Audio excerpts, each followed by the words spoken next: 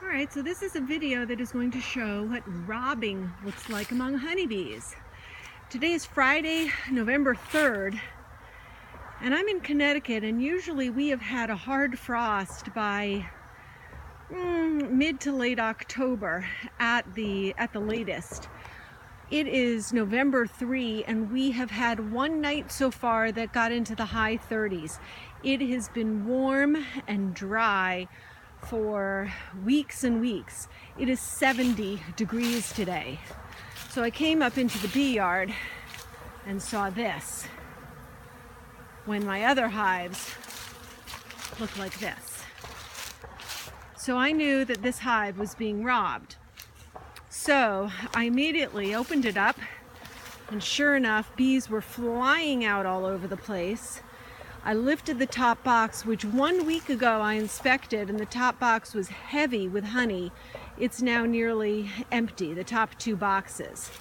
There is a pile of dead bees here on the ground in front of the hive, and you can just hear the buzzing.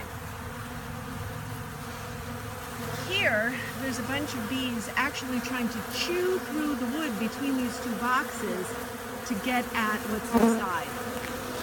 I had the top box open a little bit so there was a top entrance with the cover moved back a bit. I moved it forward after I looked and confirmed that there was robbing. Put all the boxes back together. Made sure that the entrance reducer was completely across the bottom, and this is a replacement entrance reducer. The bees had actually chewed through the entrance reducer. When this hive calms down and there are no longer bees all swarming around it like this, I'll be able to open it up and assess it and see how many bees are left alive and whether I think there's sufficient stores maybe to put it into a nucleus colony and let it overwinter like that. But certainly not, it's not going to be able to overwinter in this form any longer. And who knows if they're going to be able to get through that wood and get into the hive. I can't tell. And tomorrow's going to be warm again, so they may be able to chew through it.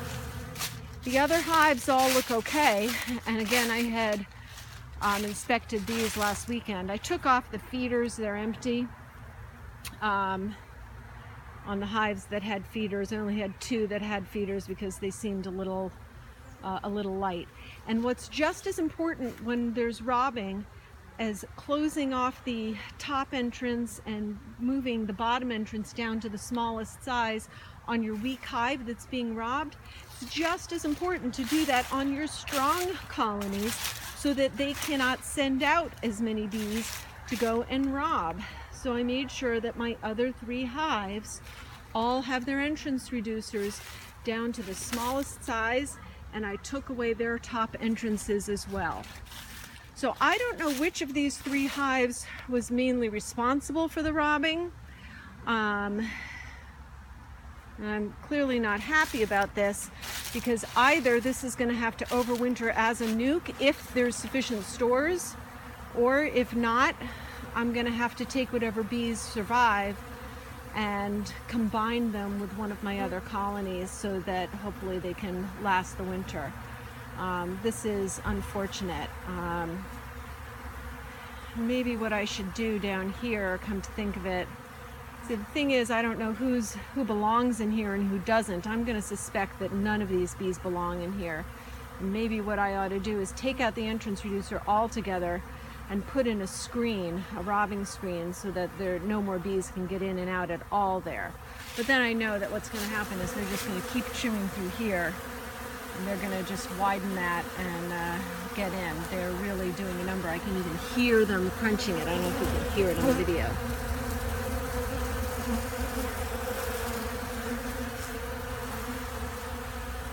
Anyway, I'm going to go see if I have a robbing screen. Bye.